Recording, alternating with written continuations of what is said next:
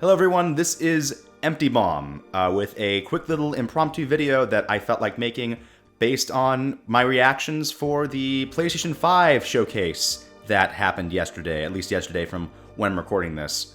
I'm recording this very impromptu with no script. This is just completely off the cuff, well, based off of my notes that I have in front of me from this event. Also, I am not recording in my normal booth. This is literally at my desk, so that's why you hear a big echo and why things sound significantly worse than in my last video. But anyway, I just wanted to make a quick little reaction video talking about my thoughts about Sony's PlayStation 5 Showcase yesterday, because I have some thoughts, mostly overall. A lot of them, I'll be upfront, a lot of them boil down to I have not played this game that the series that this game is from, so I don't have that many thoughts, but I'm interested. But that's not what all of them are, so let's just get started in this. Let's get started in this, yes. Alright, so the first thing that we see on this is a sizzle reel of games that were mostly talked about during the last PlayStation 5 Showcase back from June. You see games like the new Horizon game, you see Astrobots, or whatever that's called. You see, I'm pretty sure the Sackboy game was in that, I think. I don't fully remember.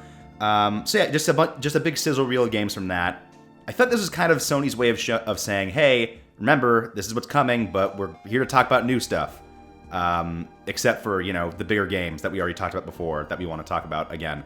So that wraps up, and then immediately following that, we immediately get started with a project from Square Enix, which got me really excited, because going in, I've been hearing about rumors that Final Fantasy 16 was going to be shown off during the showcase, and my stance on rumors are they're all false until proven otherwise, and man, I was really proven otherwise. This game looks gorgeous, the action RPG style, I don't really have a lot of opinions on. I haven't played Final Fantasy 15 yet, so I don't know how well that functions on the list, though, as will this game be. But yeah, the game looks gorgeous. I like the angle it's going for with the crystals are a negative force in this universe, and it seems like the main goal of the game is to destroy them rather than protect or revere them, as you've done in previous Final Fantasy games. And I do like how this is kind of going back to the medieval roots of the series, you know, in contrast to the high-tech modern look of Final Fantasy 15, from my understanding. And I guess more recently Final Fantasy 7 Remake, but that's a remake. That's not a mainline game, technically, kind of, who knows. But yeah, it's coming to PS4 and PC and PS5. We don't know when exactly. Knowing this as a Final Fantasy game, we're probably going to hear about this for years at this point until it finally comes out, and like, place your bets. I'm going to say 2023 at the earliest. But it looks really cool, and it has me prioritizing finally playing and finishing Final Fantasy 15. Moving on from that is Spider-Man Miles Morales, which, it looks neat. It looks really cool. It looks a lot like more of the same, more or less, from Insomniac's original PS4 Spider-Man game, which I know that sounds like a bad thing, but it's not. More of the same is good. The same is very fun and very well made. The only two major differences that I could notice were kind of more of a use on Miles Morales' electricity powers, which that could be neat if the combat style is based around that, in addition to, you know, Spider-Man's normal moves, web slinging, acrobatics, all that. I really like the hip-hop backing track, the hip-hop inspired backing track for the fight sequence that was shown off. I can really see myself going ham on enemies, fighting to the beat of the songs, and it's a great motivator, and it's really great for providing a lot of energy to these kind of fights. And I feel like it'll be a lot more memorable than just the orchestral tracks that you heard during fights in Spider-Man PS4. So that game is coming out, not just on PS5 this holiday season, but also on PS4, which it's kind of expected out of this transitional phase where we're going to have games that are available for both previous gen and next gen. But I kind of wish that this was a PS5 exclusive game, just so this could be an incentivizer to buy the new system. I just thought that would be cool. But yeah, this game looks really tight. Following that, we get Hogwarts Legacy, and oh man, oh me, oh my, oh man, is this a bad time to be revealing a Harry Potter game?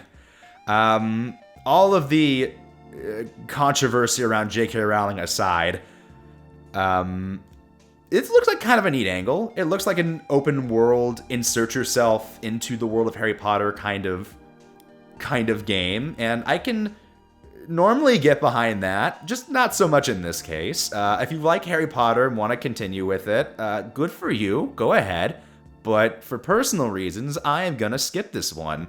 But that is coming next year. We don't know when, just 2021.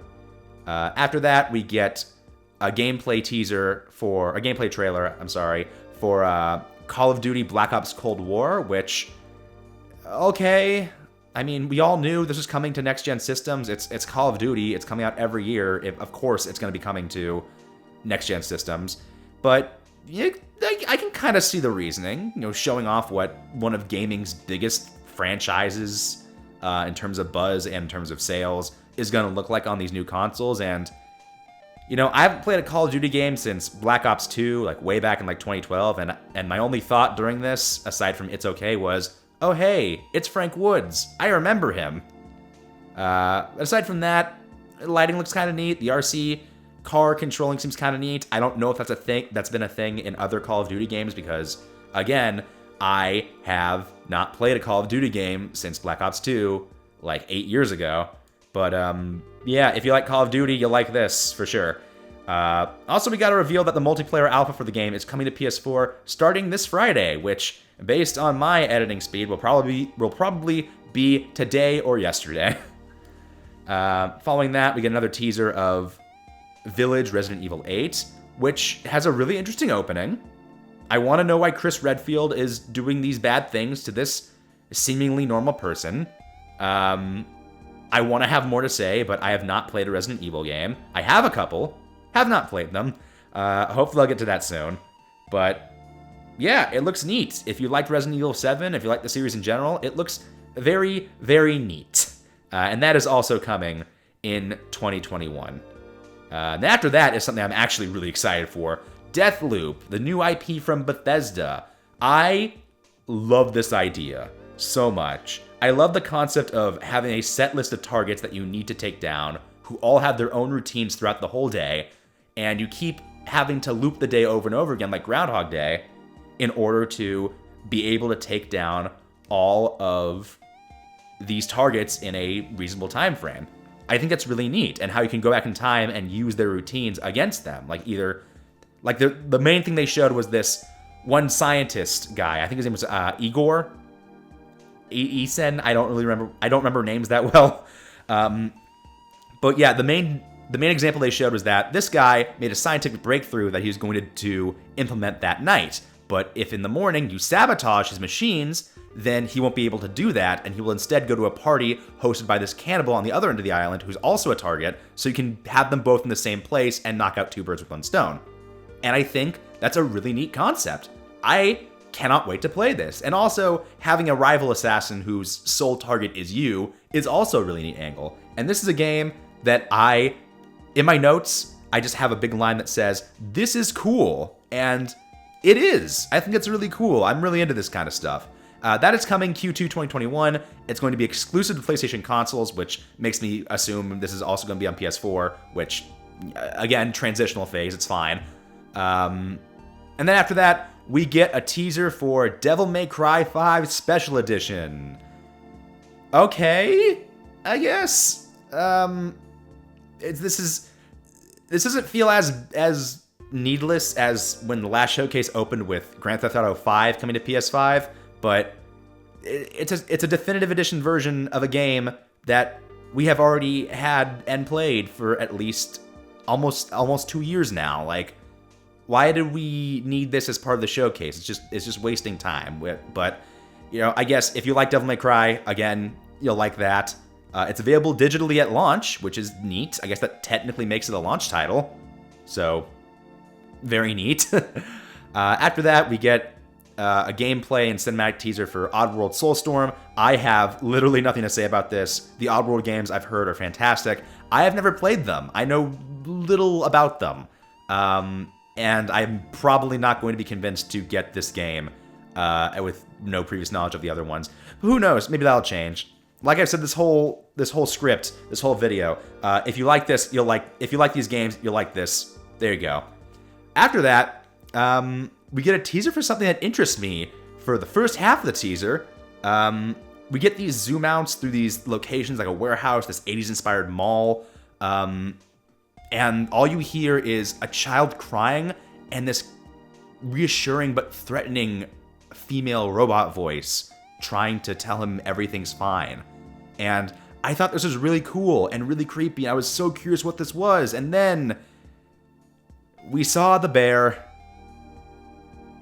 and we saw the jump scares, and it's a Five Nights at Freddy's sequel, which I'm over this series. I feel like most of the games are pretty samey. I'm hoping that the implication of showing all these different locations means that you'll be untethered from just the control room. Also, leave a note in the comments if I'm being incredibly ignorant about the series, because I tuned out after Five Nights at Freddy's 4. So maybe Sister Location had you do free roaming. Maybe other games did. I don't know. The last I saw last I saw was 4, so that's my frame of reference for where this series is. But yeah, if you like Five Nights at Freddy's, there's a game for you. Not for me. Moving on. All right, next game we saw was a gameplay trailer for Demon's Souls. That's a hard name of a game to say. Not Demon's Souls, Demon's Souls. Anyway, I think this is a nice compliment to the cinematic trailer we got during the last PlayStation Showcase. It really shows off the combat. It looks fun. The bosses look super hard. I have not played a Soulsborne game. I have Sekiro and Bloodborne, and have not played either. But again, if you like these kind of games, it looks like you'll like this game. Oh, it's coming this year. I thought this was a game that didn't have a date or was in 2021, but no, it's coming later this year. It says 2020, but I don't remember if it said a date or not. So yeah, that's another incentive for a PS5 for sure, unless it's also coming to PS4. I honestly don't remember. And then after that, we get the black screen, and then we hear the battle bus, and Fortnite, for real? I mean, I can't complain too much because this teaser is super brief, but why do we need to devote time to a game that is one of the biggest games out there right now that we know is coming to next-gen consoles? Like, you don't even have to announce that. We just know. Like, this is wasted time. This is like the dumb NBA trailer that was during the last one. Like, we know these games are coming to this thing. Anyways, I probably talked more about this brief mini trailer than the length it actually runs, so moving on. And after that, we get to our last two major things, both about things related to the console itself and the services you can get with it. The first is something called PlayStation Plus Collection, which is apparently a series of PlayStation 4 games that you will be able to download on your PS5, starting on launch day, as a component of your PlayStation Plus subscription. And in this, we saw games like Uncharted 4, Persona 5, Days Gone. What else is in there? Final Fantasy 15. A whole host of games. And honestly, this idea is really, really, really cool. It rewards people with backwards compatibility, more or less. Not really, but actually, let me rephrase that. It rewards people who have the subscription, who get the PS5 on launch day, with a series of great PlayStation 4 games for nothing on top of the subscription that you already have to pay for it. And I think this is really cool. And my main hope for this is that Sony eventually turns this into sort of an Xbox Game Pass kind of situation where they'll eventually start putting day one releases on this thing, which would be really, really cool. And I know that's probably asking for too much and reading between the lines too much, but man, Sony, make it happen. That'd be so awesome. And then finally, following that, we get the two big pieces of information that we have been waiting for what feels like an eternity now. We now know definitively that the PlayStation 5 will launch at $499 for the standard edition, $399 for the digital edition, and is coming out on November 12th in key territories, places like the United States, Canada, Mexico, Japan, Australia, places like that, and November 19th for most other countries worldwide. For pricing, it's a little higher than what I expected. I assumed that, based on the price of the Xbox Series X and the Series S, I assumed that Sony would go lower than that. I was assuming $499. I was assuming $399 for the standard edition, and maybe $299 or $350 for the digital edition. But no, the standard edition price matches the Xbox Series X, which I feel like this is an attempt on Sony to push more consumers towards the digital version, because why pay an extra $100 for the same system and then more physical media when you can get the same experience with very little downgrade for $100 less? Like, I just think it's that's how I'm reading the situation. That's kind of a push towards a digital gaming future, which personally I'm not ready for that. I like how my games look on a shelf. I want to buy more physical games. I'm going to continue doing so. So, you know. Oh, and also I think that another thing trying to push consumers towards the digital edition, blah. The digital edition looks so nice and clean, and the disc version has this gross fat lump that I hate so much in it, and I just think that's a design flaw, I guess. Maybe that's not the right term for it. But yeah, on the release dates, man, they are really releasing this thing 2 days after the Xbox Series X. How about that? My wallet's gonna scream that week. But yeah, those are my thoughts on the showcase itself. As for, also I almost forgot. And the showcase ends officially on a brief teaser for a brand new God of War game, a sequel to 2018's God of War. I'm assuming it's gonna be called God of War Ragnarok, given how much emphasis that word was placed on in that teaser trailer, and we have that to look forward to. Yeah. So my final thoughts on this showcase in general. Most of the games were neat.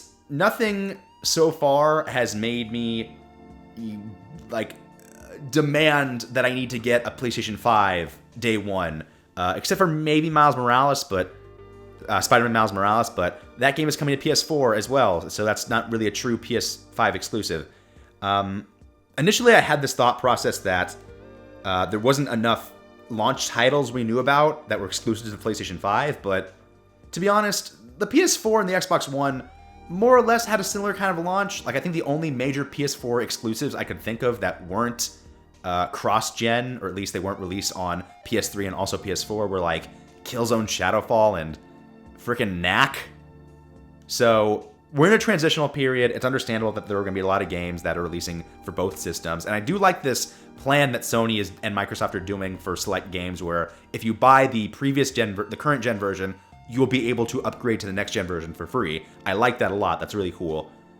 I just wish that we had more games that were exclusive to the PlayStation 5 for that launch window, like the first 3 months. And also, the launch window of those first 3 months in terms of game output is super mega important, and the most that we know for that in terms of games that are going to be exclusive to PlayStation consoles are like not Final Fantasy, Spider-Man Miles Morales, and that's about it I can name off the top of my head. Like, you got Call of Duty, you got the FIFA, you got all the major sports games, but those aren't PlayStation exclusives. Those are multi-platform. So I do feel like if the PlayStation 5 is gonna succeed, I think it is extremely important for them to have a very strong lineup of console exclusives for the first 3 to 6 months. Just games that, at the bare minimum, are upgradable to PS5 for free if they're released on PS4, and provide a bigger incentive for consumers to want to get a PlayStation 5. And that's about it. That's all I had to say on this. This video ended up being a lot longer than I planned it to be, so I'm just going to cut off now, go to the end card, and yeah, if you stick around this long, thank you so much for watching. The bigger videos are coming.